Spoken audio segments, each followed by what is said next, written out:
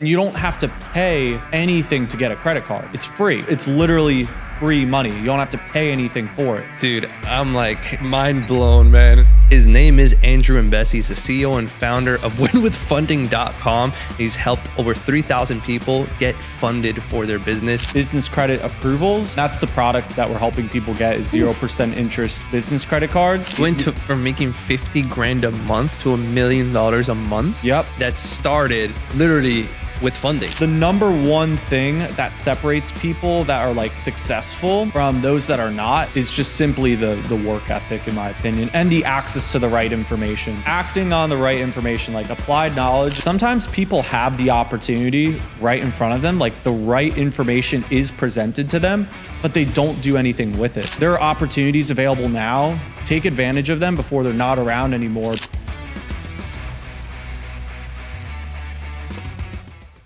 Welcome back to another episode of Legacy and Billions. And today, if you're an aspiring business owner or entrepreneur, you want to stick around because you're going to learn some secrets that probably 1% of the world knows to help you unlock financial freedom. So today I have a very special guest. His name is Andrew Imbesi. He's the CEO and founder of winwithfunding.com. And he's helped over 3,000 people get funded for their business. Guys, we're going to unlock some secrets here.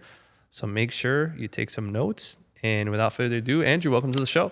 Hey, thanks for having me, Chris. I appreciate it. Absolutely, man. So, dude, tell us your secret, bro. I'm already curious, man. How did you get started on this business? How did you find out about this? You've helped so many people, start up and get funded, especially in a time as today with the economic climate that we have in the world. People are saying they don't have money. People are saying they're living paycheck to paycheck. A lot of people are even in debt right now. People want to become entrepreneurs who want to start their own business. I mean, this is so valuable in today's world. So I'm just interested in learning more and how it works and how we can help people because, man, you've impacted a lot of people and helped them turn their dreams into reality, man. So let's dive in. I appreciate all the warm words for the intro. I appreciate that. Yeah, I've worked with, since starting my company 2.5 years ago, I've helped over 3,000 people with this now. We've gotten over 150 million in business credit approvals. And that's the product that we're helping people get is 0% interest business credit cards.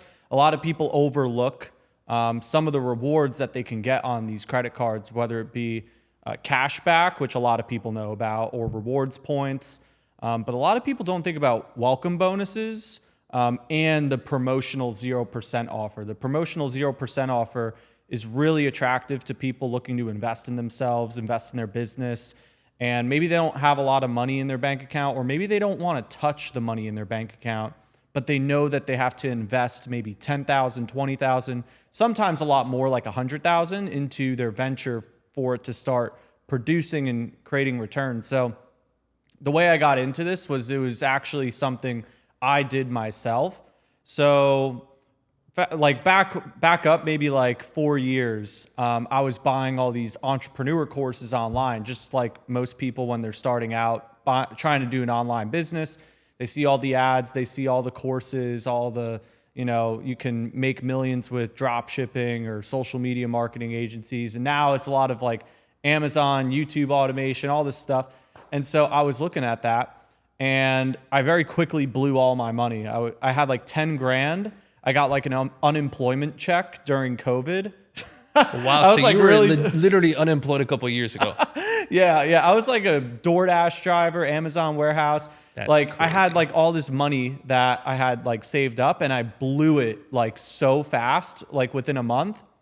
I didn't have any more money.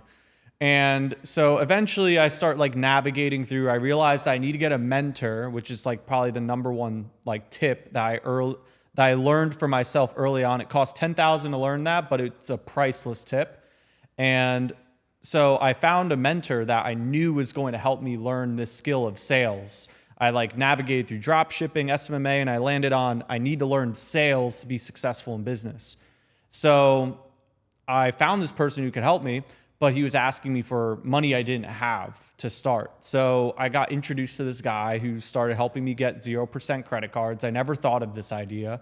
Someone helped me get like 30 grand in 0% credit cards. And then I used that to start investing into these mentorships that I knew were going to play out well for me. As long as I put in the hard work, the persistence, like the dedication to learning the craft. And that's what I did. And for like the first year, I was making maybe like $10,000 a month doing high ticket sales.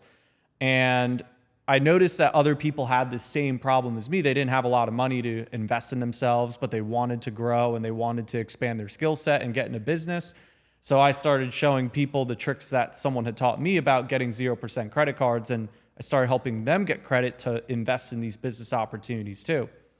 And it just became a thing I started getting known for in like my little circle of friends, where I was learning sales, I was learning business, and then I was helping other people get credit to invest into business opportunities so they could do the same successful action as me. And then eventually I just got tired of selling sales training and doing the closing job I was doing. And I started seeing all these other funding companies in the space, people doing the credit stacking, the 0% stuff. And I said, oh, I can totally do that. Like, I'm already doing that for other people. I've done it for myself. It's something I research like every day just for fun. Like, I could see myself having a lot of fun doing this and actually enjoying work. And I enjoy doing sales, but like, fortunately early on, I learned that work should be interpreted as something fun to do. Like, we're here at like 9 o'clock doing a podcast because we think it's fun, right? Like, we wouldn't rather be doing like many other things. Like, we like doing this stuff. So I had that attitude from the start, which was good. And my goal was really just to create an opportunity for myself that I could have fun doing, that's sustainable, and I can grow and create like an income where I'm making plenty of money. And maybe someday I could scale it bigger, but more importantly, I've given myself a job that I'm really happy with and I could enjoy and feel good about the work I'm doing for other people. Because I felt good with what I was doing in the past, but I felt good being more at cause over being able to impact someone's life, doing something that I really believed in. So that was like the main motivation. It wasn't to make like millions of dollars. Like, sure, I knew that that could happen maybe over 20 years, like millions and millions of dollars. But I don't think I expected it to happen as fast as it actually wound up happening. So the first year I was like, the first month I launched my business, I made $70,000. And I was like, this is sweet. Like, I'm bringing home like 20, 30 grand a month, helping people get 0%, maybe help 20, 30 people a month. I'm like, all right, this is cool. And I'm having a lot of fun. And it wasn't until like maybe 6 months later, I realized that I wasn't doing enough to help my brother and to help my friend Paul, who both worked for me, but were only making like $2,000 a month. And I was like, I have all this knowledge and I'm really just wasting my potential, and I'm wasting the potential of other people around me by not taking massive action and not doing bigger things for them, because they want to hit their financial goals. And it's not fun when I'm the only one hitting my financial goals. So that's when I decided I'm going to hire more people. I'm going to make a bigger operation. I want to have a bigger impact. And within 5 months after that, we went from doing like 50 grand a month to doing $1 million a month, which was really fast. And You went from making 50 grand a month to $1 million a month? Yep. We just started like hiring people. Now, the hiring thing, it took a while to like start figuring that out, how to find like good people. It took a little bit of time to like vet them out. Like, there was 6 months of trial and error. Like, we would try to find like a closer, or like, you know, really we only ever tried finding closers. I was really apprehensive about handing off like a client success manager position, like people who would do the delivery for the clients. I was really skeptical of that, but probably one of the biggest breakthroughs I had when I started hiring people for the first time was that you have to trust other people to do the job for you, because someone had trusted me to do the job for them. They had taught me sales and then they had me work for them and they trusted me. And so I had to do that same thing. I had to duplicate that same successful action to teach someone else how to do a job that I was so like control freak over, but I had to trust that they would do the job well. And once I started finding some trustworthy people, we got on a roll. And within 5 months, we hired like over 50 people, and the business was doing over $1 million a month very quickly. How did you get to from 50? You're making it seem like it was something so simple that anybody can do it. How did you go from 50 grand to $1 million a month? Yeah. Like, and how long? How much time did it take? There's a couple of key aspects to that, especially for like those really looking to start a business, is that the first thing that you got to focus on, besides like your offer, like it's like a formula. Building a fit business is a formula. They don't teach it in college. When you're building a business, the first thing you focus on is your offer, your product. You want to create a great product that people actually want, that actually helps them, and it's a product that has features and advantages that compete with the competition, that overall achieve the benefit that someone wants, right? Like every product has similar features, and then there's maybe some advantages of how you're better than your competition and why they should work with you. And so I nailed this down pretty quickly and, built out some systems. But once you figure out what your offer is and what your product is, you really want to start dialing in on one marketing channel in the beginning, just one marketing channel where you're going to consistently get customers. And ideally, that's going to be something that you could also just scale fast if you need to. And so what's the best way to do that is through paid ads. Paid ads is probably going to be the fastest way. With free organic content, like you obviously have to learn how to make things go viral. But with a paid ad, if you have a really good paid ad, all you have to do is just spend more money and you're going to get more leads if it's a good ad. So I decided the marketing channel I wanted to go with was YouTube ads, because I had bought things through YouTube ads and I knew my audience was on YouTube ads. Because if there's a bunch of people looking to make money online and I was one of those people who was looking to make money online, I was buying things through YouTube ads. Yeah. So I decided on YouTube ads, and I knew that if I could make a great ad, I wouldn't have to always be filming a new one. I could just spend more, and then I could worry about making a new one maybe 6 months, 12 months later. I didn't have to like constantly create new creatives like I would have to on maybe Instagram or Facebook. I knew YouTube ad was a long-term scalable strategy. So I really put a lot of attention into build this YouTube ad, and it took me 6 weeks to really find a winning ad. Every week I would film 5 hooks and 1 body, and I would test that batch, and I would look to get a 2% click-through rate. And I would look to, really start seeing like, okay, the front end results, what's my cost per lead? And like, I was really looking for a winning ad, and then I reverse engineered the rest of the funnel after the winning ad. And so, because the customer wants to see through, like it needs to make sense. The messaging is the number one thing in marketing. It's not your targeting. It's not like all this other stuff. It's like what the words that you communicate need to hit certain triggers that the customer is thinking in their mind and the emotions that they're feeling. And that's what gets them attracted to watch you and listen to you, because you're calling out to the things that they're thinking about in their mind. And so it took me a while, but I chose that as the route.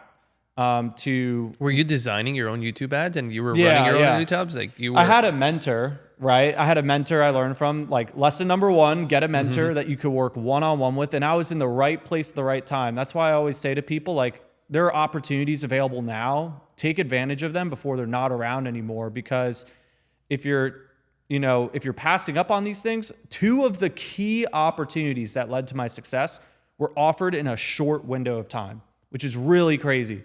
My first sales mentorship, there was a week where I went to San Diego, and it was only going to be this week where I would have ever had this unique opportunity to go meet my mentor one-on-one and learn sales directly from him in person.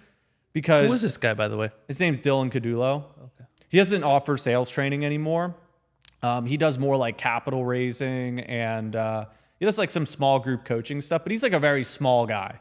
And we have some pretty sweet frameworks that, like, there's an organization we follow that use the frameworks to close like 7, 8, and 9-figure donations, like big ticket stuff. So I landed on some sweet stuff without even knowing it early on, but it was putting myself in the right place at the right time and really like being able to jump in there and do it, and not allowing just like your emotions or your negative thoughts to block the opportunity that's in front of you.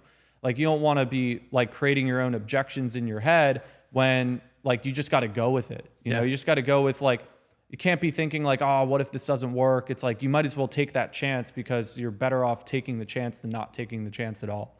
Right. So, but that opportunity was only offered for like a week.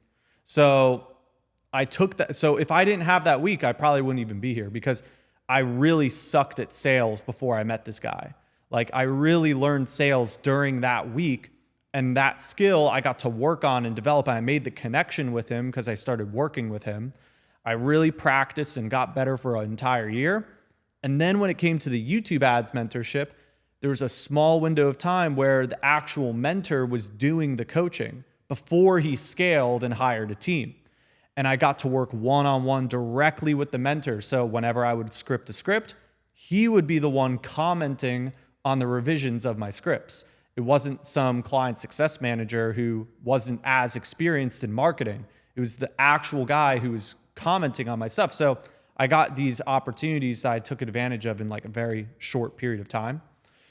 And I jumped on him, right? So I really focused on the YouTube ads because I knew that was a scalable system. To date, I've spent over $5 million now on YouTube ads. Maybe I think it's like 6 million. And I've gotten over like 40 million or 50 million views on my YouTube ads.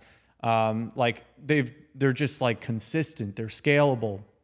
So to answer the question, right, because I kind of talked about a lot of things there, that's how I scaled so fast, because when it did come time to hiring people, and once I learned these are the KPIs they need to hit in my business, right? Because the only way you're going to find those KPIs is if you or someone else like really performs at max capacity. And what better person to do it than you? If you're the hardest working person in your business, you're going to see what the max potential is of that position with you working in that position yourself, especially in the beginning, like the sales and delivery roles.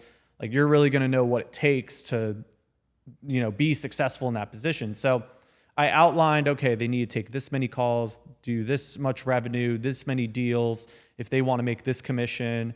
And okay, this is not unrealistic. Like people can actually do this. Sorry. I've been able to do this. I had that energy drink before the sizzles. You're a millionaire, bro. You can burp on the podcast. And then I really, really, really focused on that thing and made sure that someone could do it. And then I found the right person. Getting that first hire is like the kickoff to start getting some more, because then you start replicating a successful hire again and again and again. And that's what happened. And I had one guy full-time hiring people. I showed this person how to hire people and the qualities in which we look for in people. And very quickly we scaled the team. And as I scaled the team, I just increased the ad spend. And the ad would just continue performing, hitting the same things like 2% click-through rate. It was getting like cheap calls, quality clients. And then eventually the ad scaled so much that like everyone had seen it. Or like a lot of people had seen it. Maybe, I don't know if you've seen it, but a lot of people have seen it. I actually have never seen it. Okay. But a lot of people saw it. Like over 22 million people viewed the ad. Wow. So I had to switch the ad. And then, now I have an ad that has like 12 million views. And then, I'm always testing to see if there's one that's going to beat that ad. But yeah, it's like that's really the scaling formula. It's like the biggest tip is like, create that marketing asset that is going to, be scalable. Like otherwise you're going to struggle to scale because you're going to be picking leads from here. You're going to be getting leads from here. And that's going to be a big problem for you in the future, because when you try to get bigger, you're like, it's just very random and it's not reliable and it's not consistent. So you really got to make sure you have one key way of getting people. And then eventually when you make that work, like you should totally start diversifying into other streams. Like I get most of my clients right now through YouTube, but I really need to crack through a little bit more with Meta. I'm doing some stuff right now with Lending Tree, right? So I'm looking to eventually increase into other revenue channels. But yeah, having that like one way of getting clients. Do you do business consulting? Because you're essentially you're teaching people how to get money to start a business, and then now you're just giving them all the game on how you built your business and what you did. So it's I do give them a lot of game. We do office hours like every week, and I'm there to answer any questions about funding, business, or investing. And so if people want to get like business tips there, they can get business tips there. But additionally, if they like, I have like custom things that I'll do for people, and it's like by application only. Like right now, I'm not advertising like a consulting thing, mainly because like I know the industry, I know like what you get back from marketing sometimes, and I don't necessarily want it to be like an all out frenzy where we're just signing up anybody who has an idea. I really want to make sure that I can help this person like actually make their dream like a reality, or their business like something scalable, whether they're just starting or whether they're at like 100,000 a month, or I could even work with people who are at 500,000. I probably wouldn't say like I can work with someone at $1 million a month, because they're probably doing like a lot of the same stuff as me and they're chasing after 9 figures a year. Which I'm working with a lot of people who do 9 figures a year right now. I'm getting like private one-on-one mentorships with like 9-figure guys, and I've been able to talk to a few billionaires this year. It's been pretty cool. But and what would you say is the primary reason they reach out to you? Is it because of your marketing efforts, or because you're so good in the finance and the funding side? Funding, yeah. I would say half of the people have a business already, and then the other half though are looking to either get into a business opportunity, or they're looking to get into some kind of passive income, something that's just going to be like completely done for them. So we get a good mix of people who are interested in real estate, trading, buying, selling businesses, e-commerce. Like we get like a little bit of everything. We'll get people who are marketers. Like it's pretty cool. And they all have something different that they want to do. So there are some people though who do want the consulting. And so we have like private meetings with those people. But for someone who wanted to get like one-on-one consulting with me, I would want to make sure it's a good fit for me to put time into it. Yeah. Because I wouldn't want to work with someone who wouldn't be open to constructive criticism. They're paying me because they want to change. So they would want to take some of my suggestions, right? But I would want to be careful with like who I'd want to sign up, because sometimes someone comes with an idea that's probably just not going to work, or I might not be able to actually help that idea. So keeping that integrity is like very important to me.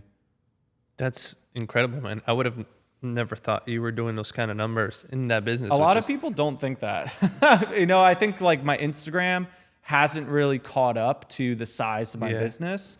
And I'm just like a guy right now on YouTube ads that does like $1 million a month, or has like 200, 300 clients coming in every month. Okay. But not a lot of people know that. Yeah, not a lot of people know that. For the haters and the people that don't believe you, can you show them right now? Yeah. I mean, I could show, well, I don't have Stripe. I have Maverick, but I could show them my funnel.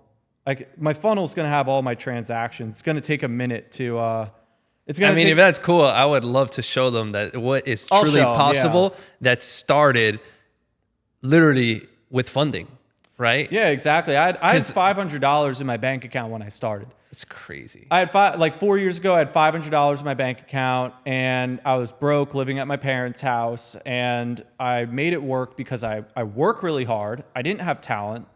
Everyone on my team knows that if you want to be a superstar, it doesn't matter how much talent you have. It's about how hard you work. And if you're willing to outwork other people, and you have to have the right information. If you don't have the right information, then you're really going to struggle to figure out how to make this stuff work. And that was a lot of what I was finding. Like the first month, I blew 10 grand, and most people give up at that point. Yeah. I've been parts of like, I didn't have like family who were entrepreneurs. I was like the one who ventured out and discovered this stuff by myself. And one of the things that like a lot of these people like I was like very observant when I joined like these first groups. I'm like, there's thousands of people in this group. Like, why isn't it working for some of these people? And then you start getting into more groups and more groups and more groups. And then you realize like, it's not the talented people who make the biggest success stories. It's the ones who work hard and get very close to mentors who learn how to be successful, because they'll learn directly from someone who's doing what they want to be doing themselves. And that's just so key. And I didn't know that. And I blew 10 grand, but it took 10 grand to learn that lesson the hard way. I wouldn't have learned it. And then if I didn't like keep my head up during the hard times, it's like people who are really tough and just keep working hard, and they're surrounding themselves with people they can learn from. And those people have to be trustworthy people who have the right information, are going to be willing to put the time of day into consulting you and helping you. And it's going to be expensive. It's going to cost you money. Like my first key one-on-one mentor was like 15 grand. It ended up being like 25 grand. I was like all in 25 grand on all the consulting I'd bought. But if I didn't have that experience, there was a complete difference in experience I had from being like $1,000 client versus a $25,000 client.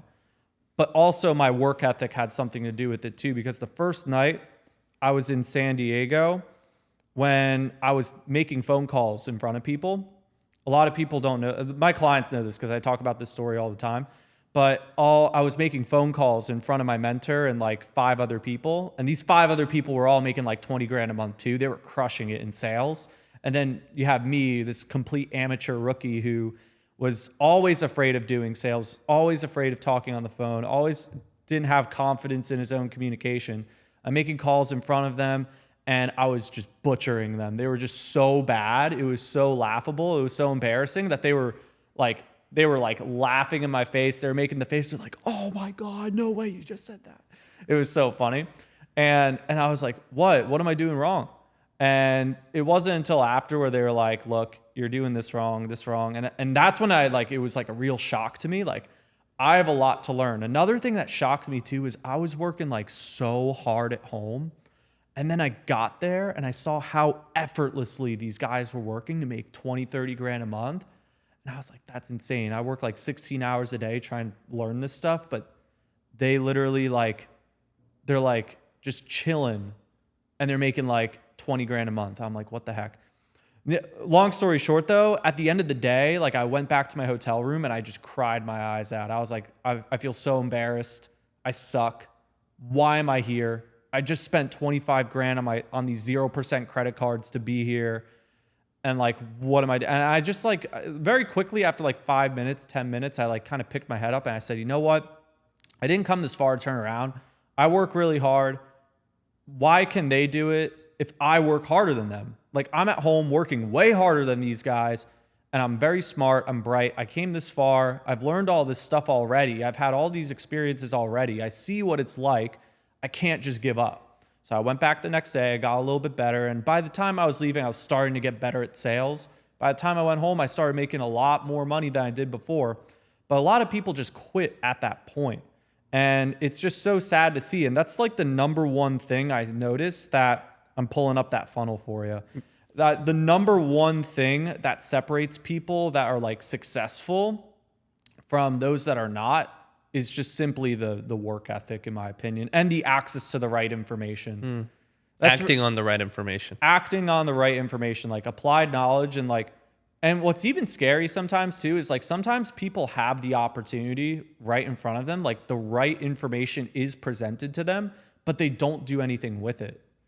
It's weird. It's just freaky. And maybe it's just because their why isn't strong enough and like their motive to actually go ahead and make something happen. Pulling up those stats, still working on it. I'm glad that you mentioned this and gave context to your story because my initial impression of you is that you're a brilliant, well-educated individual who has had a lot of success because you had access to resources and information that others didn't. And now hearing your story, how you had $500 in your bank account, you were broke, you were doing DoorDash. Yeah, you were I blew the 10 grand. I blew the 10 grand so fast. Yeah, man. I mean, I'm really impressed with your story. I appreciate that. Yeah, I had good parents. They weren't entrepreneurs. They had really good jobs. Well, my dad had a really good job. And then when I turned 17, my mom started working because she just wanted to, find something like to do like while, we were growing up. And now she wanted to make some more money. And so I didn't come from like a wealthy, rich business owner type of family. Like my dad would make like 6 figures a year, which, like 10 years ago, like that was pretty good. Now it's like, It seems like that's bare minimum to live nowadays. Yeah. But like, it was like pretty good. But I didn't have like, I feel like I didn't really have like learn sales, do this, or maybe if I was told, I didn't really listen. And I feel like I had the wake up call when I started investing in myself and I started seeing the success and I started learning the skills and I started realizing like, what do I really want in my life? And I realized like I really want to have my own thing. I don't want to work for someone else. So if I really want to have my own thing that I'm in control of, what skills do I need to learn? And then I think I just fell in love with what I was learning. And I just felt like, wow, like this stuff is cool. This stuff is like really... Curiosity led you to diving into an industry and a skill that ended up making you a multimillionaire.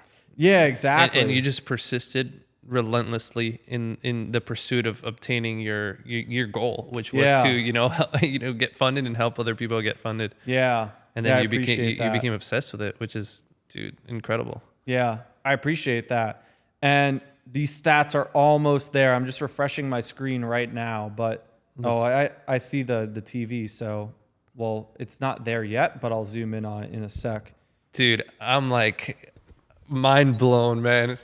Yeah. Yeah, no, okay. Well, this one funnel is at what? It's at Let me see. I'll read it to him. 17 million, 17.9 million. But then I'm I have not like, sure if they. I don't.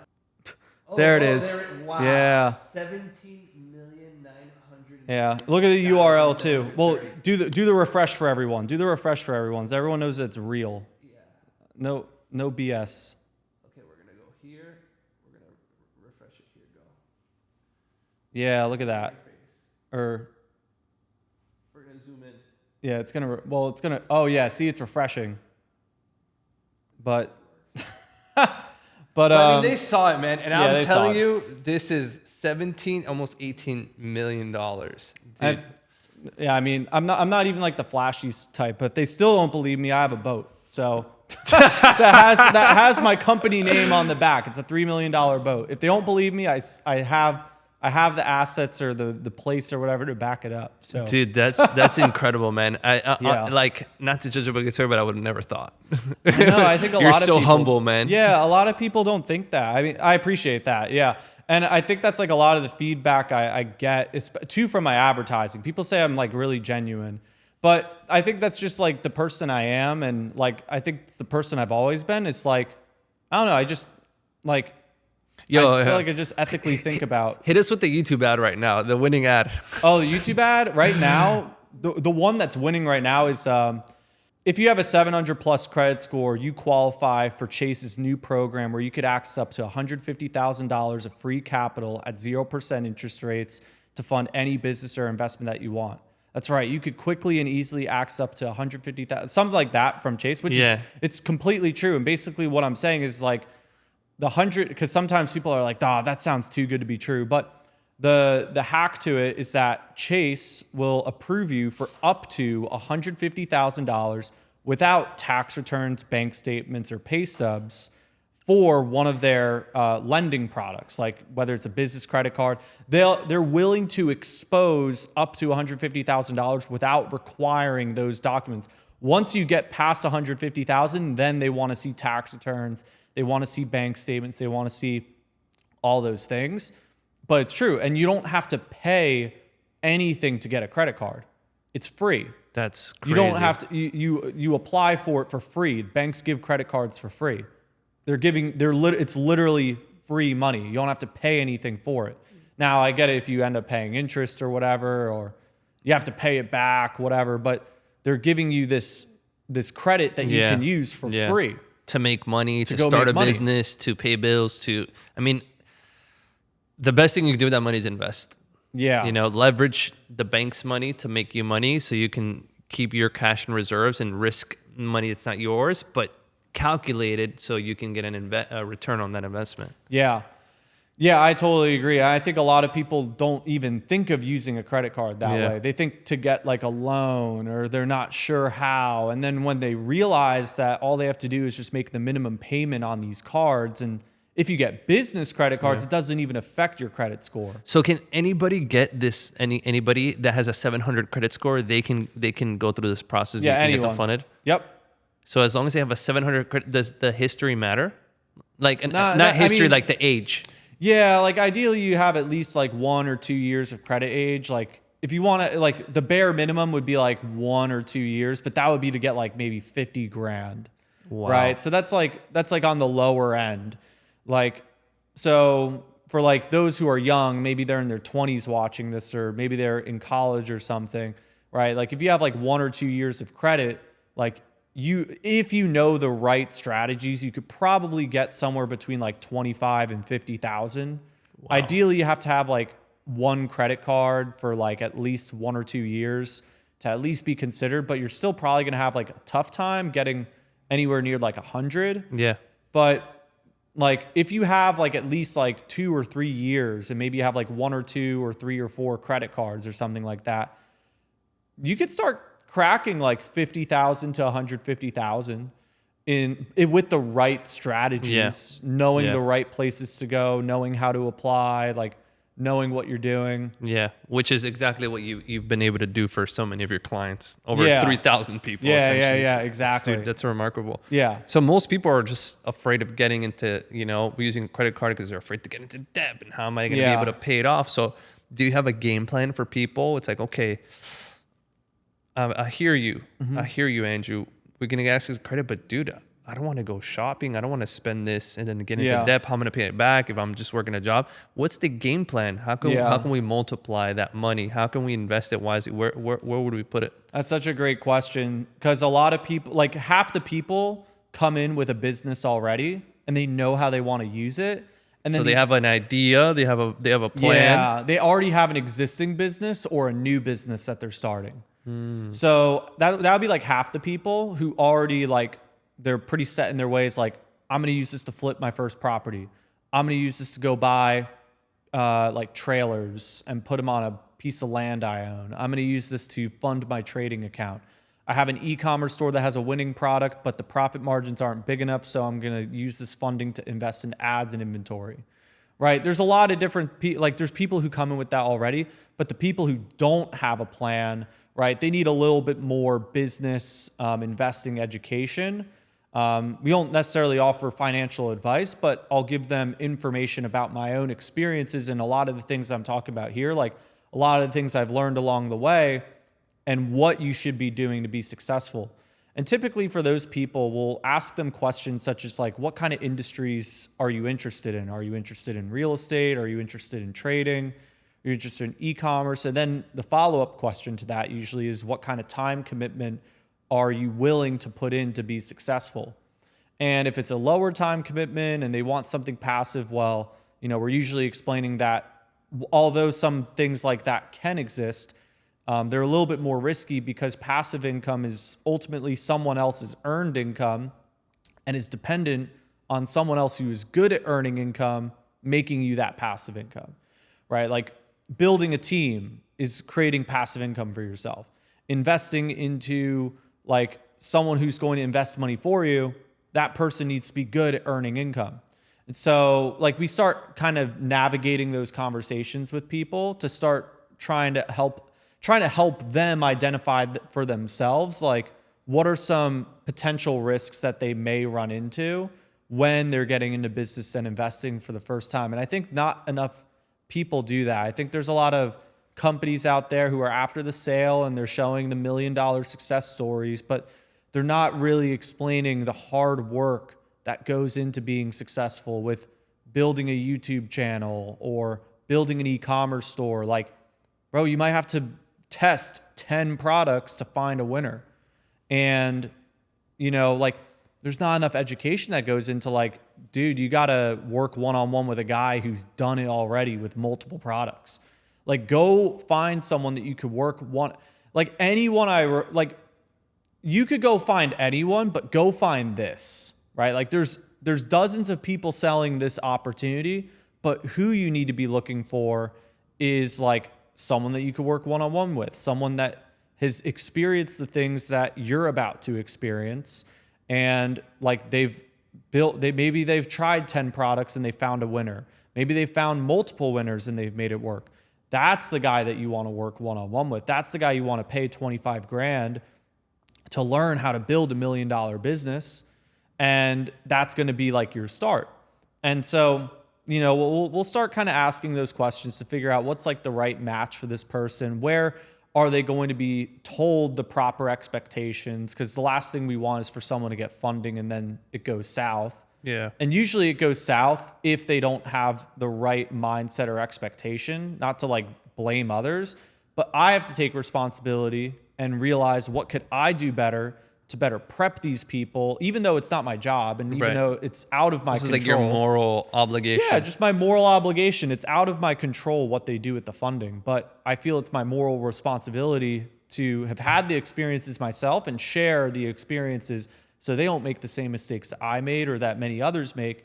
And the number one thing that I find people mess up on is not knowing what to do when they get into business and investing for the first time. They don't know. Do you talk about this in your YouTube? Because Yeah, I think talk this would about be this a all the time. perfect channel to just educate the Yeah. beginners on like what to do when they receive their first 20, 50, 100 grand. I talk about this, all the time, actually. In my YouTube channel, I talk about this all the time. In my office hours, I talk about this all the time. Like, we dive deep into it. And it's probably the number one thing people miss out is like, what should they be doing? Because a lot of times people think that they're just going to invest into this thing, it's going to work. But they underestimate the amount of hard work and like correct studying that goes involved into it. I have a question. I mean, this is all phenomenal. You're a great teacher, by the way. I appreciate it. So what would you say are the skills that one would need to master to, become a millionaire, to make, a fortune, great money, right? From what it sounds like, it's sales, marketing. You went deep on the YouTube, you started advertising, getting the right messaging, the right trigger words, emotionally getting people driven to take action, and then you got really good at selling. Would you say those are like the two most important skills in business to master? Yeah. And then you got into the hiring and team building, but what would be those all essential of them skills? All of them are so important. The first most important skill is learning how to communicate with like intention and like knowing the proper frameworks to like handle conversations effectively. So a lot of the communication frameworks that I use just day to day when I'm hiring people, coaching people, doing sales, doing marketing are all like a couple of small frameworks that I've learned early on from my mentor, Dylan, for example, but also new ones that I started developing just through like various ways. But like there were just like, for example, one that I talk about a lot is like how to handle anything. And is that a framework or a book or? Yeah, it's like a framework. Okay. Yeah. And it's first you understand it, right? Like if someone gives you something, maybe like, oh, this is a scam, or like, oh, I don't know if I can do this, or oh, like, whatever it is, like they give you like some kind of negative perspective or limiting belief or whatever you want to call it, right? Mm-hmm. Like you can't just talk. You have to have like a framework, right? Because like talking, you're not going to know how you're handling it. And you're always just going to wing it with like the same handle every time without knowing how to actually handle something. And the way I define handle to my team is that you like put things to an end. Handling isn't half handling it and just putting it off for later. Handling it is fully putting something to an end. So when I handle a perspective, first you have to understand what it is. You acknowledge that it exists, you acknowledge it, and then you use truth, facts, honesty, and understanding to handle it. You could also motivate people too. Like, I think just with my personality, I find myself motivating people and encouraging people. So it makes the truth, facts, honesty telling a lot easier. But I'll use that, and like it could be like any scenario. Like, yeah, I get it. Like, there are programs out there that are a scam, but not every single thing is a scam. And there's things out there that can work for other people. Would be like an example, but that's like a very simple example that a lot of times is used. And then you could ask another question, but you it's fully handled when they're willing to offer their own opinions and they show interest in your argument and they're willing to move past it. And then you could advance to the next thing. And this is especially useful in coaching your team. It's also useful in creating advertising. But there's other frameworks that can be used, understanding different trigger points, different like pains, pleasures, benefits, outcomes people are looking for. It becomes part of your communication the more you practice it, which is like the number one skill is the communication. But for someone who wants to be successful in business too, like really finding industries where there are a lot of buyers and you could offer a product that solves someone's problem, right, is pretty important. But yeah, like learning those basic communication skills, finding promotional methods, knowing where to go locate your audience, and like there's a lot to it. But once you like figure out that formula, like it's pretty simple. And the most important thing is that you work hard and you don't give up. How many hours are you working on your business right now already, given that you've made, over 8 figures? I still work all day. Like, I feel like I almost don't have a life anymore. But is it by choice? Like you enjoy working? It's totally by choice. It's totally by choice, but I really enjoy it. Like I could step away and go do like things on my own time, but I almost would prefer not to, because I feel like I wouldn't have any fulfillment in that. And also, if I step away for too long, then things will probably start going wrong. Well, right? You know what I've heard from some, really successful CEOs is that when they step out for a while, it's actually a good thing because they're able to see all the holes in their business and then go back and fix them. Exactly. That is also true. And I've actually experienced that a couple of times. Like when I go and do like podcast tours, like on Friday, I'm doing a podcast with Bradley, Sean Kelly, and Steve Cohen in Vegas. Sick. Yeah. And I was just like in Arizona, and like I've been traveling all over since May.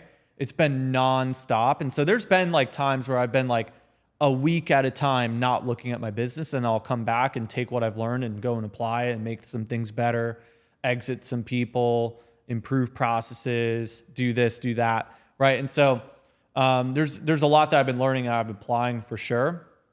But yeah, I definitely work maybe from like the moment I wake up to the moment I go to bed. Like I'll wake up, go to the gym, which I just started going back to the gym again. But I wake up, go to the gym, I start working by like 8 or 9 o'clock. And then usually by 6, I'm stopping work, but then I'm going to do self-development. There's a place I go to do self-development where I've learned a lot of this stuff. And I'll What do is that for, place? I'm curious. It's actually a Church of Scientology. Is where I've learned all of my business skills. Really? And a lot of people don't know that. A lot of people like see all the like the propaganda and stuff online, but that's actually where I've learned how to communicate. That's where I've learned how to. They teach you these skills there, or this is It's applied religious philosophy. So like you could learn things like the tone scale, ethics, just like break through just like barriers you have. Like the whole religion was founded upon like the idea of becoming more able as a person. And that's what Grant practices, right? Yeah, it's what Grant practices too. And that's how also I've been able to like start getting closer with Grant. Well, there's an event I'm going to. It's like an exclusive event. I can't talk more details than that, but it's like a private invite only event. I can't discuss more details about it, but yeah, it's going to be sweet. But like I have that like little circle, but you can see why he's so successful. Because a lot of the things that he talks about, he teaches, and things that he does ties back to the church in some way. Like when he talks about promote, that comes from like the conditions. Like there's like condition formulas, like in your life, right? Like you have like your own personal statistics, right? Like, and there's like the condition formulas, which are so valuable. This is how I scaled my business from $50,000 a month to $1 million a month. Was by applying the condition formulas. And there's these condition formulas where you have the condition of non-existence, which taught me how to communicate in the beginning, because the condition of non-existence is find a comm line, make yourself known, identify needs and wants, do, present, produce. It's how you network. It's how you network with people is you find a comm line, go to, networking event, make yourself known. Hi, my name is Andrew. I do this. Identify their needs and wants. So what do you do? And like, what are you looking to get out of this? And it starts helping you ask the right questions to network with people. And then when you find out what they need and want, you do present, produce it, and you start collaborating, making a connection. That's a really good framework. Insane framework, right? No one knows it because everyone thinks about all the like the propaganda stuff, all the comment warriors and stuff. But it's amazing. Yeah. It's changed my life, completely changed my life. And I would say probably the number one secret of my success is the knowledge I discovered there. Wow. But then there's also like really cool things, like there's a danger condition. Like, if your stats are super down stat, like steep down stat, you have to get your own personal ethics in, because there's probably something that you're doing that's your personal what? personal ethics. Got it. Your own personal ethics. You've probably went out ethics. You've probably done something stupid, or you stopped doing something successful. You were scrolling on Instagram or doing something stupid, and you have to adopt a firm policy with yourself and move forward. And then there's other things. So grant the promote. When you're in a steady decline, the first action is you're promoting. And then, you're doing like a couple other things. And then basically though, you climb through the conditions, and then you get to this condition of affluence. And then you get to this condition of power and power change. And so when you get into affluence, you find out like the things that you were doing that were successful actions. If you make more money, you found some successful actions. So you want to repeat those successful actions so you can continue the affluence formula. And then eventually you get into power, which is a high range that stabilizes, right? So you shoot up into power, right? So like when I build my business, I go from zero, $50,000 a month. And then when I wanted to scale, I started maximizing my capacity of work. I started doing 100K a month. Now I'm in like a power. Now I see the exact successful actions in which I need to duplicate. And then I applied the condition of power change, and I handed that responsibility off to someone else, doing exactly what the book says.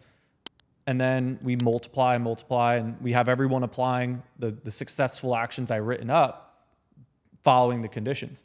And there's so much more stuff there, like the tone scale and like ARC is so important, affinity reality communication. There's so many valuable principles I learned there. They teach you these things when you go there. So it's like you're going to church, but it's like there's like an instructor there. Yeah. So they have courses kind of like CCD. I grew up in a Catholic family, and like we would have like CCD and stuff. And so they have a similar thing, right? They have like, like they'll have different life improvement courses, like how to improve relationships with others, how to get motivated, ups and downs in life, and all these other different courses like tools for financial prosperity. And they'll start, like they even have like marriage courses, ethics and justice courses, like goals and purposes courses. So the Church of Scientology is like a self-development, just breaking down into different tools and strategies that work specifically for that. Yes. Yeah. It's very focused on self-development, but also too, like, it's like that. I feel like with a lot of religion too, like sometimes you'll go to church on Sunday and like you'll hear some, words from the Bible, and you can apply it in your life.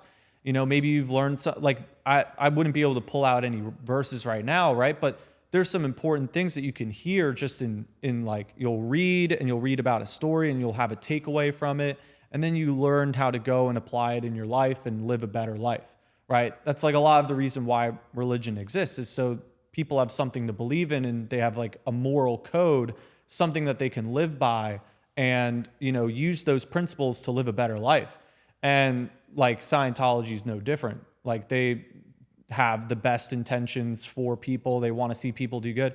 I knew it was like super legit when they called me out on lying to my parents one time.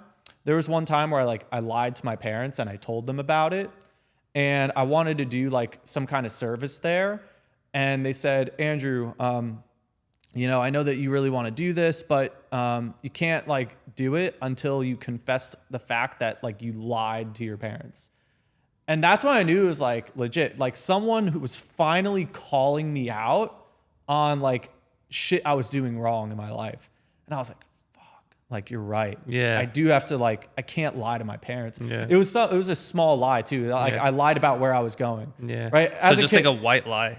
Yeah, it was like it wasn't like I was lying about something bad. Yeah. But I was like, yeah, I'm going to Pennsylvania, but really I'm going to Ohio, and I lied, like straight up lied about where I was going, which I think a lot of teenagers do that. But at the time I was like 22, but I like lied to my parents, and so they didn't like that, and they're all about ethics and being ethical and like doing morally right things, and they're like, you can't just lie to your parents, so go tell them the truth. And that was hard for me to do. I was like, you're telling me I have to go tell my parents I lied to them? And they were like, yeah. And I was like, oh shit. Wow. They're going to be so pissed. And then I was like, hey mom, hey dad, I lied and I'm sorry. And then, and they were like, it's okay. That's what I thought. Yeah. They're like, it's okay. I was like, all right, cool. But it felt good because then I started telling the truth more. I wasn't hiding things or, like withholding things from my parents, and like it was good. Like it felt good. Like I didn't feel like I had to hide anything, So it was good. I made that major breakthrough. And then all the other stuff is really good. Thanks for sharing that, man. That's really bold and brave. I mean, you're standing up for what you believe in, which is great. Yeah. I just never really met people who are into the Scientology. Like Grant's the only person I know. I don't know him at a personal level. I just know he practices that. But it's interesting how you've been able to apply the principles and get, the results, see the fruit from it. That's good for you. It's pretty incredible. Yeah. A lot of people don't know it's like out there, but yeah, it's smart. So you're telling me that every day you go to the Church of Scientology? Like that's your self-development? Not like every day, but like 12 and a half hours a week because I'm on course. Like I'll do like courses there. They had like this one communication course I did recently. It's called like the Pro TRs. And how do you get access? You have to like donate. It's kind of like a church concept. It's an exchange, like a donation in exchange, right? If it were free, like that would be great, but we're not like big enough to where that can necessarily be like offered, right? I mean, you have to donate, right? Well, you don't have to donate, right? I could actually even just go. This is another important point. I think a lot of people miss this sometimes when they talk about it. It's not like you could go in there. Anyone could walk in there and you can go read like the policy letters, the bulletins, everything there. You could go read it for free. There's a qual library that's called qualifications. There's a library. Every single course, every single book, you could just simply go walk in there and read. And like it's totally fine. But obviously you don't get like the check sheet and you don't get to like do the course and you don't get to learn it in a specific order, right? Which, I want to do the check sheet. I want to do the course. I want to drill. And so I did this one course and it was like a full blown communication course. And so there's like a definition that Ron had come up with for communication and all these components of communication. And he talks about cause, being yourself, distance, and effect, right? Like, and a particle, like there's a lot of like components to communication. And so you drill each component of communication and it shows you how to be like a better communicator. So the first drill is literally just being there, just sitting there, being there. And then next one's confront, like just sitting there, eye contact, not moving. And then the drill after that is hilarious. It's called bull bait. And then you got people like in front of you, like just doing crazy stuff. And like, you want to laugh, you want to go crazy, you want to go nuts, but you have to just sit there and take it.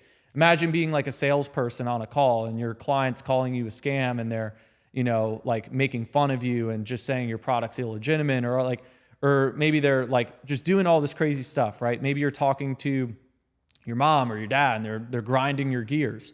But now you could sit there and handle it and take it because you've drilled it and you've like learned how to handle that. And it keeps going and it keeps increasing in gradient and you like, get better at communication. So there's like a lot of really good stuff there. A lot of really good knowledge there that a lot of people don't know about. Bro, that was mind blowing.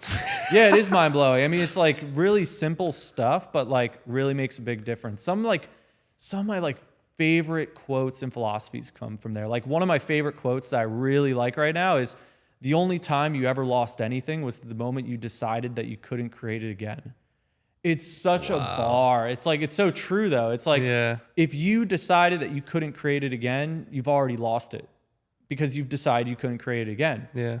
So like whenever I'm nervous about doing something, I'll remember that quote and I'll regain the confidence in myself to go ahead and like invest in myself. And I'll be like, oh man, it's a big price tag. It's like 500 grand. This is like $100,000 or 50 grand, or it's like, but the only reason I'm afraid of spending the money is because for some reason I'm getting the idea I can't create it again. And then when I remind myself of that quote, I'm like, wait, no, I know I can recreate everything if I had to start from scratch again. Like, what am I like? And then I can't walk away and say I can't have it. Like, I'm not going to walk away from something and say I can't have it. Right? When like just small little knick-knack things have just like expanded my mind and I've realized I'm capable of actually so much more than I ever thought I was ever capable of.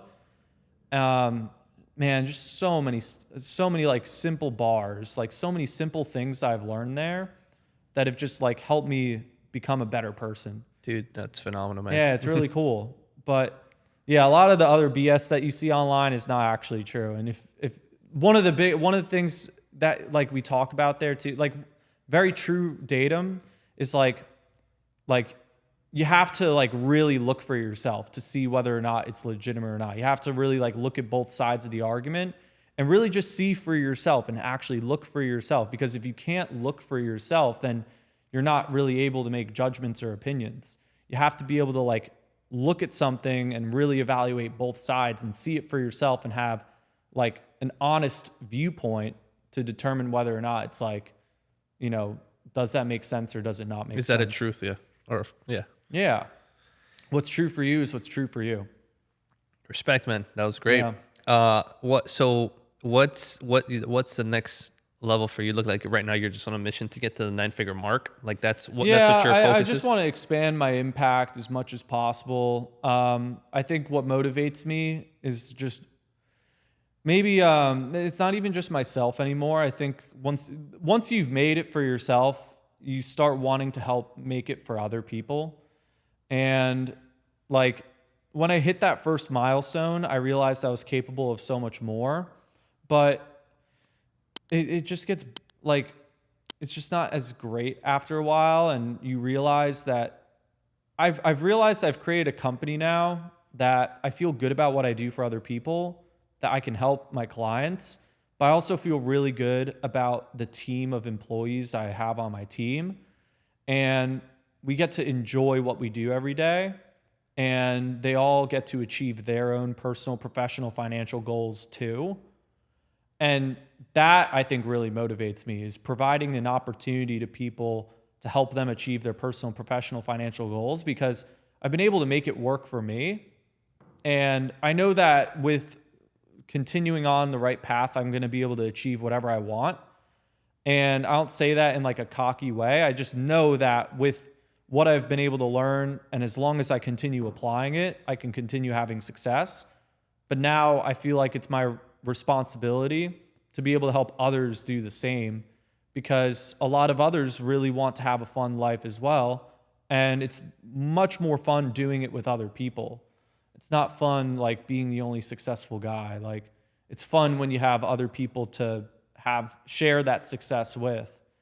So like when I buy, even when I buy cars, man, like I'm not even thinking about myself. Like I could go buy a Ferrari, but I'd rather go buy like the BMW because it has 4 seats and I could still like take the top down. I have like a BMW convertible. I'll still buy the 4-seater because I can bring 2 extra people with me. Like it's fun. Yeah. Yeah. That's humility, man. Honestly. Yeah. I see it a lot in you, man. That's incredible. Yeah. So 9 figures is the goal. That's the mission. 9 figures Impact is as the many goal. people as possible. Yeah. And then when you do get there, because you're going to get there, what's next for you? Billions. Let's go. Billions, of course. Like, you know, be the biggest and baddest to ever do. If you're going to get into something, you might as well be the best at doing it. Yeah. Right? Like if you're going to do something, you might as well be the best. There's no other standard that someone should live by. You shouldn't be getting into, this was a quote I actually said to my team the other day. It was like, if you're going to get into something, you might as well be the best to do it. Otherwise you're just passing time and you're not really going to like accomplish like the maximum potential of which you can achieve. How many people do you have in your company? A little over 50 right now. And mainly remote? Mainly remote, but we're moving everyone to Miami. Everyone we want to... Oh, to the office you were telling me about? Yeah, River Landing. Yeah, we're getting that office at River Landing. It's going to be sweet. So we want to grow and expand. I want to be able to offer more things, right? Like I want to do more consulting. Like I love talking about the stuff that we talk about here. Yeah. Like I love talking about funding. It's great. But I really love talking about business and growing businesses. And a lot of people don't realize you could also grow a business to make it passive, but it's really fun growing a business and impacting a team. And it's actually really fun. And even if you right now maybe say to yourself, I don't want to do that, you don't know it until you try it and you realize how amazing it is and how fun it really is. And like, it's almost more depressing to not do anything at all.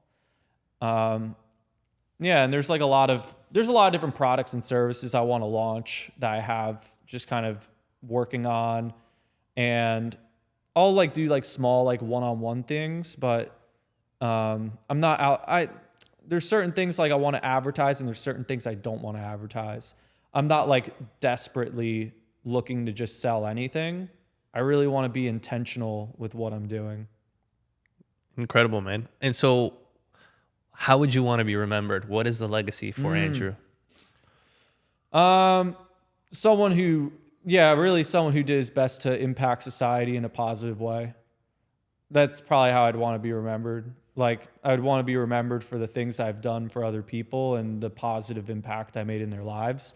Because that's really all that's really all there is to really live for. It's not really to, you can't really take money to the grave. So all I can really do is reinvest my earnings to try and make the world a better place for others to survive and flourish and prosper.